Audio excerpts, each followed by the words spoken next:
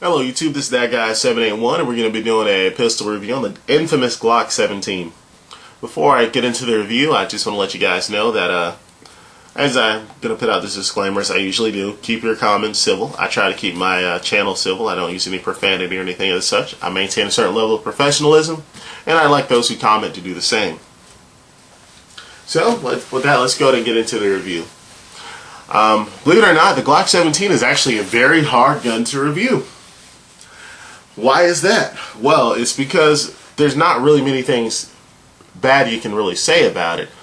And there's so many reviews that have already been done. In magazines, on the internet, there's videos, there's just tons. So it's a really hard gun to review. So bear with me. Alrighty, so let's go ahead and get into it. We'll go with the facts first, as far as dimensions and pricing and whatnot.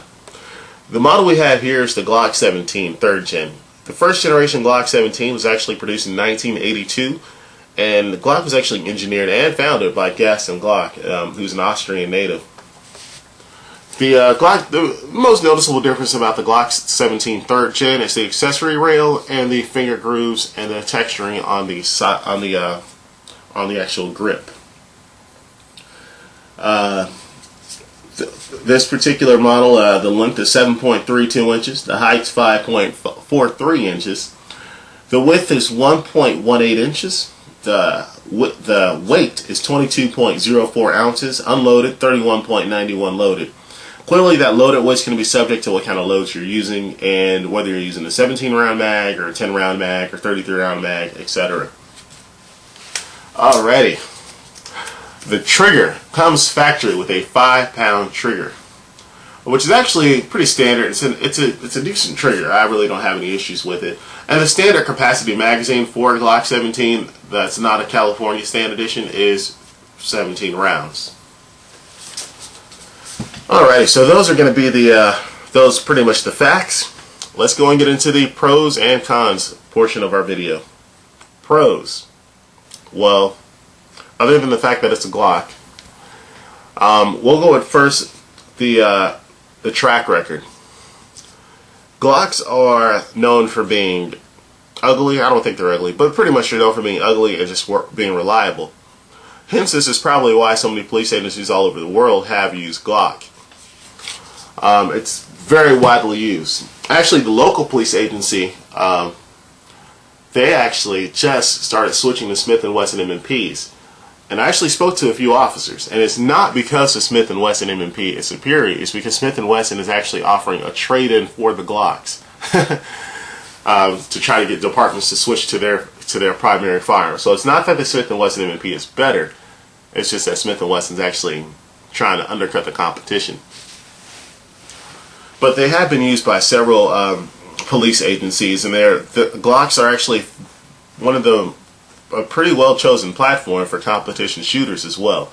I mean, obviously there's that category of the people that love their 1911s, but at competitions you may see some Glock 17s and some Glock 34s and etc. So they do it. So they do have a good track record. I mean, if you look at a track record, there's really not many things you can find as far as bumps in the road. Alrighty, as far as reliability, that goes into with the track record. From my personal experience, I've never had a jam with a Glock, and I know that's stretching it because some people are like, you never had a jam, I don't believe you. But it's actually true. When I had my Glock 26, I put a lot of rounds through that thing. I actually enjoyed shooting a subcompact firearm, and that was the Glock 26. That's probably the most enjoyable subcompact I've ever owned and fired several rounds through. And I could shoot that as well as I could shoot the full-size models on my full-size pistols. So reliability is definitely there. And it carries on with the 17 3rd gen. I had a 26 3rd gen, and this is a 17 3rd gen. This one is just as reliable. It works perfectly fine. And I'm one of those shooters that I really don't go out and buy brass ammo a lot. Mainly, I'll shoot this stuff right here, which is, I believe this is either brown bear or wolf. So, or possibly, it could even be Tula ammunition, but basically what I'm saying, I buy cheap ammo. I buy a lot of steel cased ammo, and this gun functions with any ammo, whether it be a hollow point or FMJ, whether it's steel case, aluminum, or brass, it just eats it up. It doesn't complain about it. So it's definitely reliable. Availability. If you go into a gun store and there is not one Glock there, that's kind of crazy. Because I've never been in a gun store where Glocks aren't there and available to be sold, because they're just such a popular firearm, period. Because they're so available and they're so widely used, because of this, there's a lot of aftermarket support. There's a lot of factory stuff you can get from Glock, but there's also a ton of aftermarket supporters like Lone Wolf, who has a lot of parts. Even my Glock's customized, but it's kind of one of those things where it's customized in ways that are very subtle, like the way most people customize their Glocks. For example, I think on this safety check, mine has the extended slider release. It has the plug, and it also has the internal components. All the internal trigger components are all polished, and I also have a 3.5 pound trigger connector in there. So my trigger pull is actually pretty sweet. So aftermarket support is definitely there. You can get compensated barrels, you can get threaded barrels. There's just anything you can. There's even 22 long rifle conversion kits. So the aftermarket support is definitely there for you. Alrighty. Another thing that I really like, and I don't normally carry a Glock 17. It is on the large side to carry. It's actually considered a service pistol. But I can carry this, and I'm not really concerned about snagging up on stuff, because the way everything is, there's no safety levers on either side. So I'm not really too concerned about it snagging on anything. If it was a snag, it'd most likely be on the sights, but that's probably not going to happen either. I've drawn this several times without having any issues. So it's pretty cool. So it can be carried, and it's actually fairly thin, and I don't have any problems carrying it. I just don't choose to carry such a large firearm because sometimes it can be a bit cumbersome. Magazine options is gonna definitely go with the pros. You can get as I may have stated, you can get the 10-round California stand magazines, the standard 17-round mags, and if you want to get outrageous, you can throw in those 33-round mags. Actually, true story, my Glock 17 now rides in my one of my emergency bags or whatnot with my Kel-Tec Sub 2000 with a lot of 33-round mags and 17-round mags. I have a carbine chambered in the same thing as my handgun, and the magazines are interchangeable. It's like a match made in heaven. I recommend, if you do have a Glock series in 9mm or in 40, because they do have 40 Smith & Wesson chambered Kel-Tec Sub 2000s. I think the Sub 2000 is just going to be a given add-on that you should look into investing in. Alrighty, as far as cons of the Glock, the really only con that I can think about of the Glock is that from the factory, and this is actually a true story, believe it or not, from what I've read. When Glock actually first came out with their magazines, they were all plastic minus the spring. Notice how these now have these steel liners in them?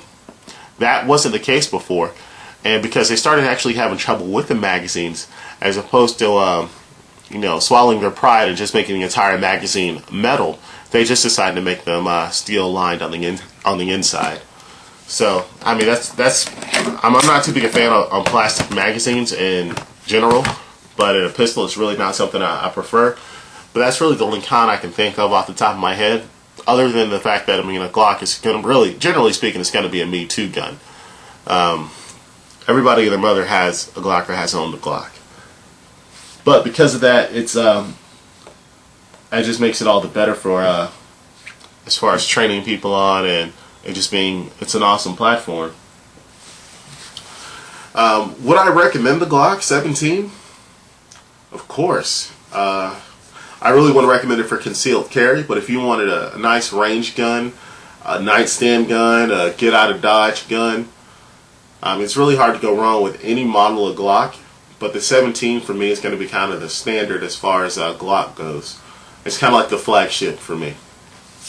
Especially given the fact that you have so many magazine options. They're customizable, whether you want night sights, fiber optic sights.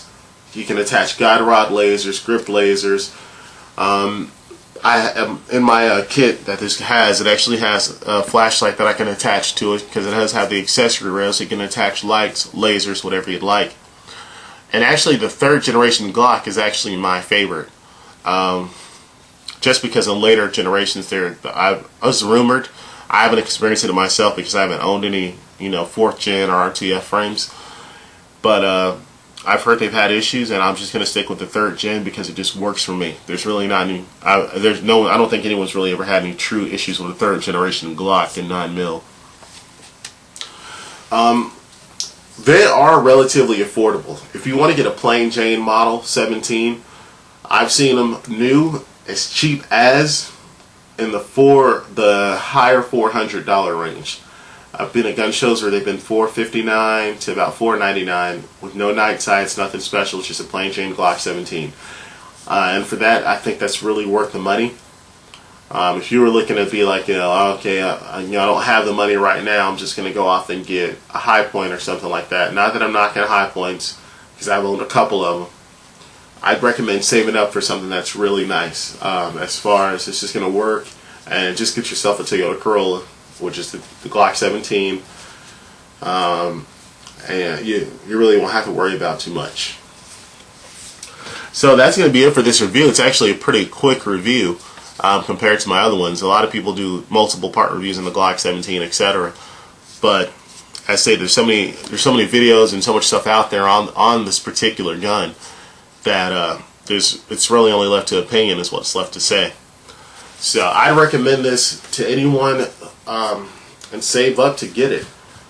It's just one of those firearms that's highly worth it. I recommend it over other firearms that are not of the same quality. Not necessarily more expensive, but of the same quality. Personally, I would actually rather have at this point, because I kind of went back and forth. And I apologize, I'm kind of rambling a little bit, but I traded my Glock 26 away for a 1911. And I got rid of that 1911, essentially, to get another polymer double action only pistol. And I like that one, which is my Springfield XD M45. But something was still missing from my collection, so I had to go back out and get a Glock 17 just because Glock it gets it done right. And when you do those modifications as far as to the trigger, like my trigger with that 3.5 pound connector and polish job, it's just amazingly awesome. I'm gonna roll in some footage of me actually shooting the Glock 17 so you guys can get an idea of the accuracy. I was shooting at 10 yards, I believe, probably exactly at 10 yards. And I'll warn you, I'm not the best shot, but you'll see me shooting in. And I appreciate everyone for watching, and thank you for subscribing to my channel. There are going to be a lot more gun reviews coming up and more knife reviews, etc. And this is that guy 781 signing out. I appreciate everyone for subscribing and watching. Alright, once again we're going to try to hit our infamous swinging back and forth target. Feels like I'm a Top Shot or something.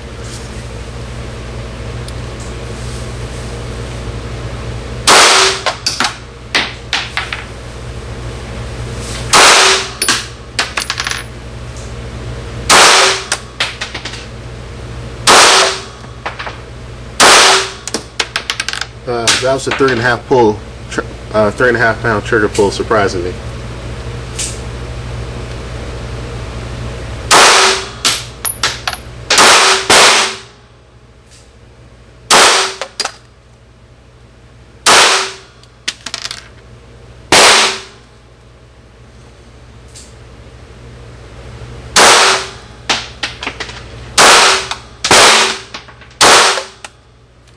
Damn it. Another freaking case on my shoe. Lace up your boots when you come to the damn gun range.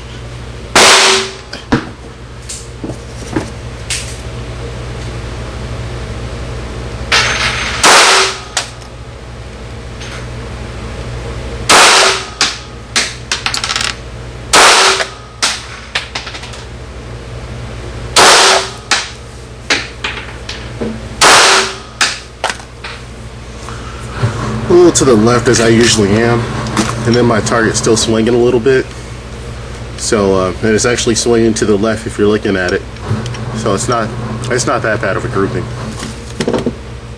Alright, target's not shaking as bad as it was This is going to be about, looks like about 8 or 9 yards out, Glock 17.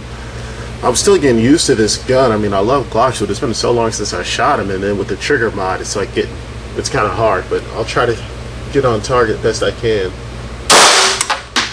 I feel like that was horrible.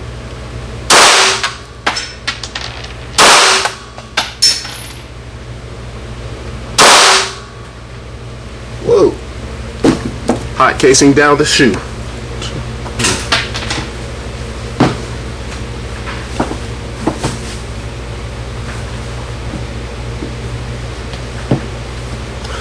Alright, back in business. Don't get a hot shell casing down your shoe, it sucks.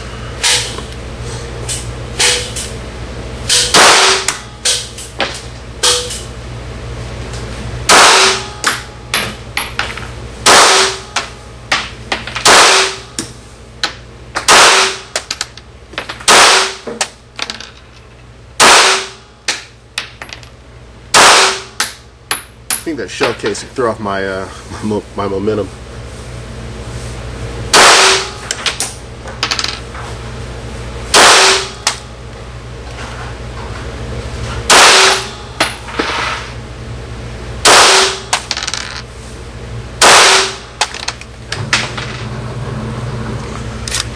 Well, it's not bad. Like I said, it's a gun I'm still getting used to, so hopefully the next grouping's going to be better. G17, 7 yards. One hole generally speaking, but a couple strays. So I need to work on that, but I'll keep working on it. I'll get better. This is a 3.5 pound sugar and polish job.